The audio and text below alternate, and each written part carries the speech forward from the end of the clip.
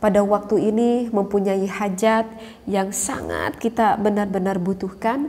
Ada dari hikmahnya sebagian ulama berkata, maka bacalah bismillah memang tidak sedikit, yaitu sebanyak 12.000 kali.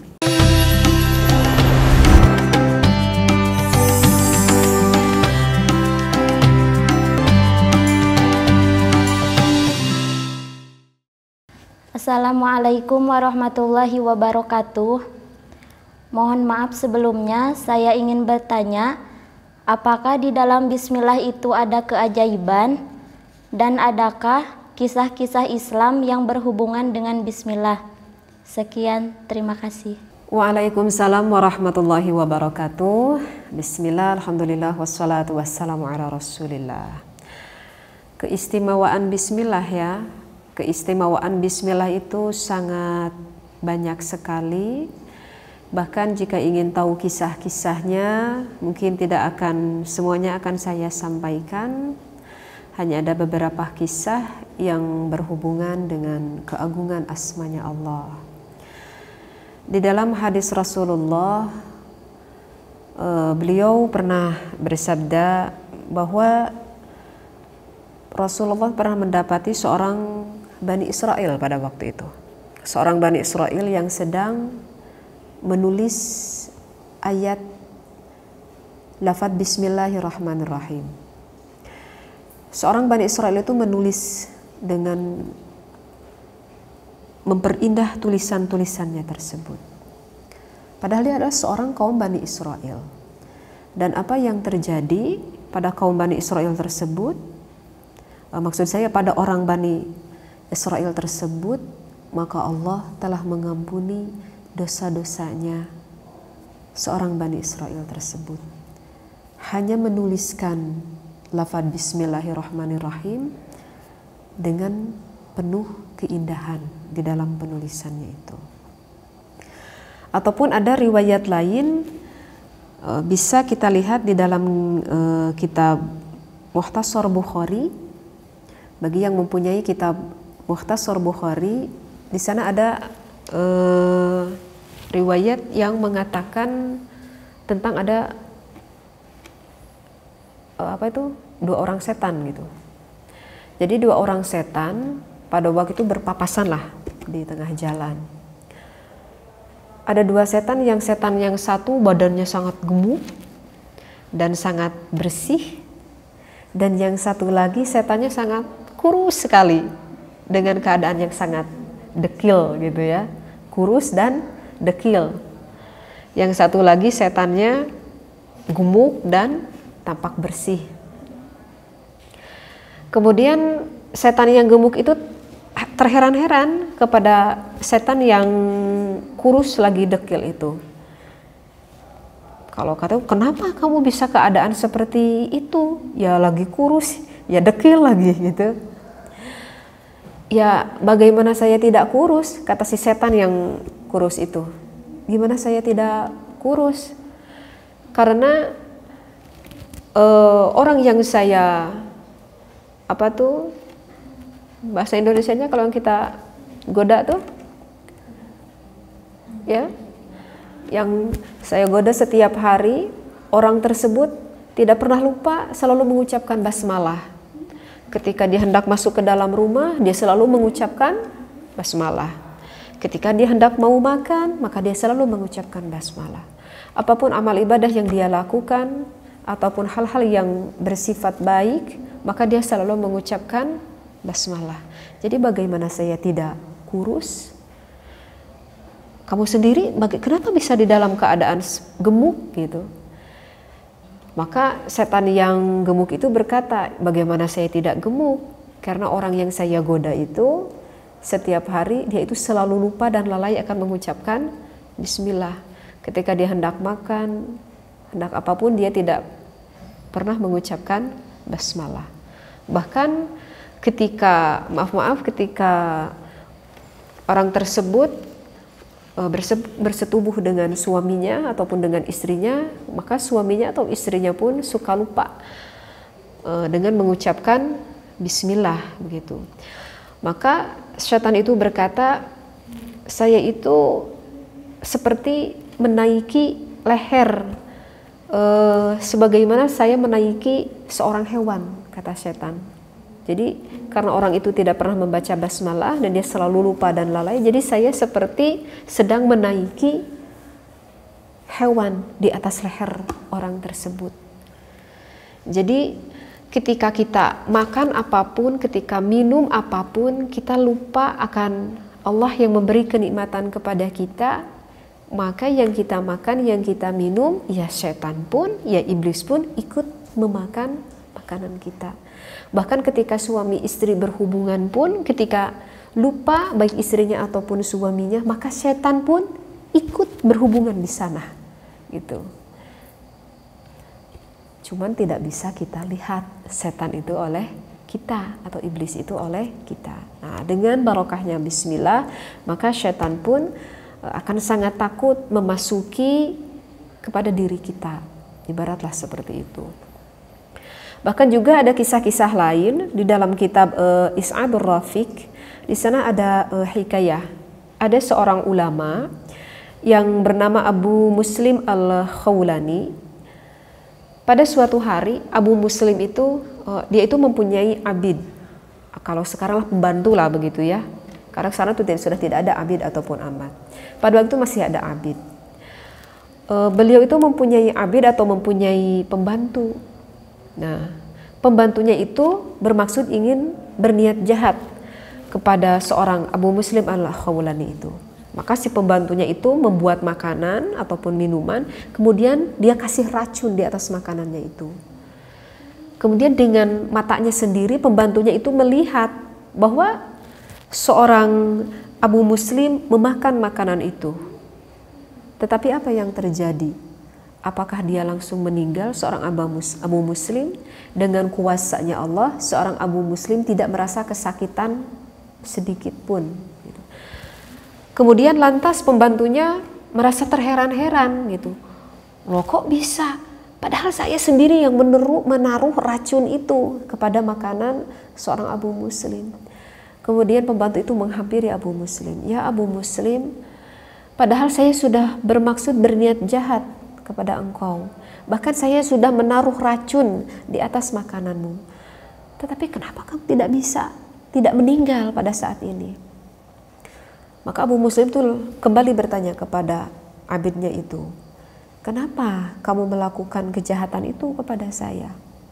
Maka pembantu itu menjawab, ya karena engkau adalah orang yang besar, mungkin dia syirik akan akan seorang Abu Muslim yang memang terkenal akan kesolehannya.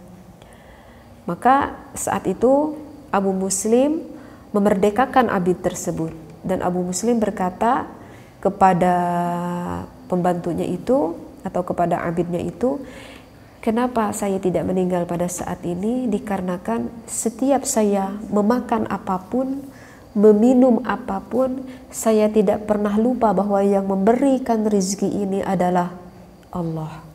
Sehingga setiap makan, setiap minum, saya selalu mengucapkan Bismillahirrahmanirrahim. Maka tidak ada yang memadaratkan kepada saya, karena ada Allah yang maha kuasa atas segalanya.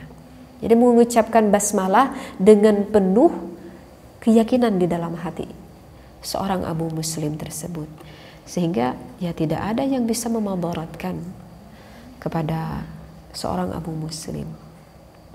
Ada juga riwayat lain seorang Luqmanul Hakim yang bila kita di dalam Al-Quran membaca surat Luqman, dia adalah seorang hikmah yang sangat terkenal sekali ya akan kesolehannya. Bahkan Luqmanul Hakim melihat kertas yang ada tulisan lafaz Bismillahirrahmanirrahim, beliau dengan memaksud mengagungkan Allah lipat-lipat, kemudian dimakan kertas itu oleh Luqmanul Hakim. Maka Allah memuliakannya dengan ilmu-ilmu hikmah yang terdapat pada Luqmanul Hakim. Jadi di dalam Bismillahirrahmanirrahim, walaupun kita tidak seperti contoh para ulama-ulama yang terdahulu ketika kita mengucapkan, setidaknya kita belajar secara lisan saja dulu. Jika kita sulit menerapkan bismillah ke dalam hati kita, setidaknya secara lisan dulu. Ada pembiasaan di dalam hal-hal yang baik menurut Allah, biasakanlah kita mengucapkan basmalah gitu. Nanti dengan bertambahnya kita ilmu sedikit-sedikit, sehingga kita lebih faham memaknai akan lafaz bismillahirrahmanirrahim tersebut. Tetapi setidaknya biasakanlah dulu gitu.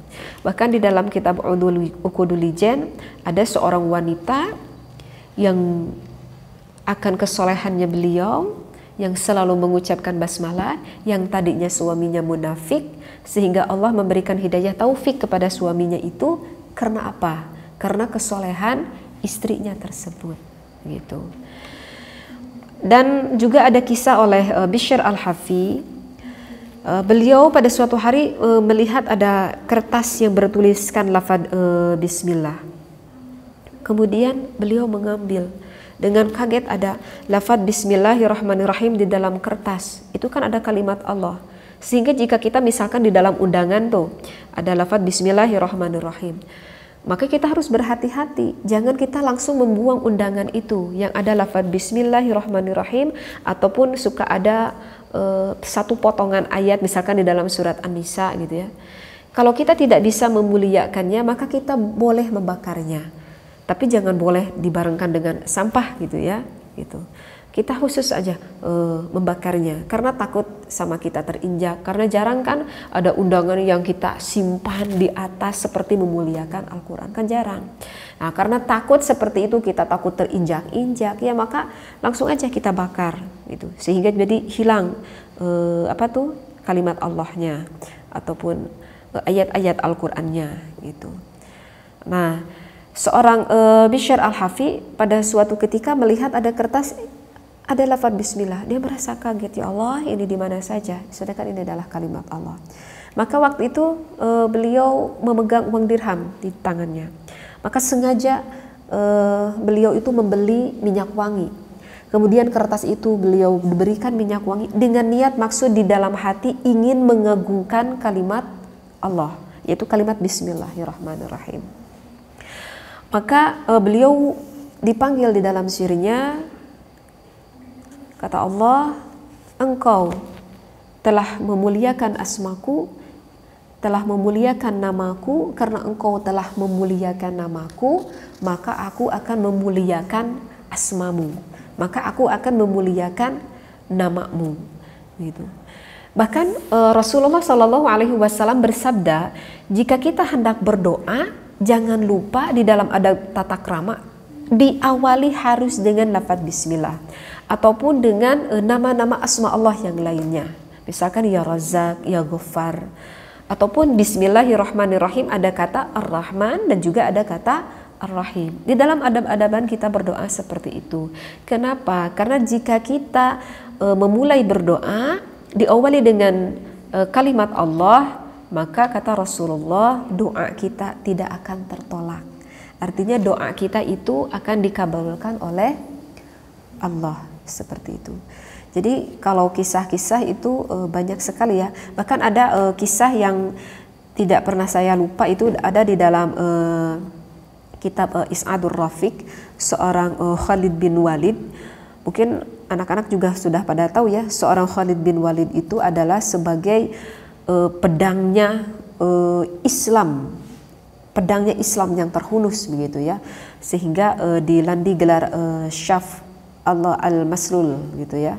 Jadi pedang di dalam Islamnya Allah. Beliau itu adalah seorang panglima yang sangat cakap di dalam bidang kemiliteran. Seorang Khalid bin Walid, seorang pemberani. Bahkan dikatakan Khalid bin Walid itu di dalam pasukan muslim, dia itu tidak pernah terkalahkan. Di dalam 100 kali pertempuran beliau itu belum pernah terkalahkan di dalam melawan kekaisaran Bizantium pada waktu itu. Jadi kekaisaran Sasanid gitu ya, dari sekutu-sekutu mereka, termasuk juga sekutu-sekutu Arab yang berada di luar kekuasaan khalifah.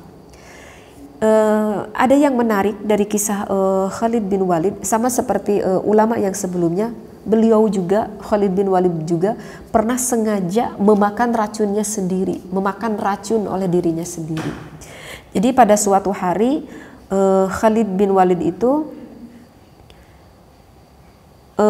mengepung orang-orang kafir gitu di dalam medan pemerangan gitu, di dalam benteng mereka, kemudian berada di depan Khalid bin Walid. Kemudian berkata kepada Khalid bin Walid, apakah engkau berpendapat bahwa Islam itu adalah agama yang paling benar?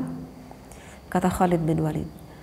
Maka Khalid bin Walid berkata kepada orang-orang tersebut, coba, ada tidak racun yang sangat mematikan yang saat ini juga akan saya minum? Kemudian disodorkanlah racun itu, dan Khalid bin Walid sebelum meminum racun itu, dia mengucapkan Bismillahirrahmanirrahim.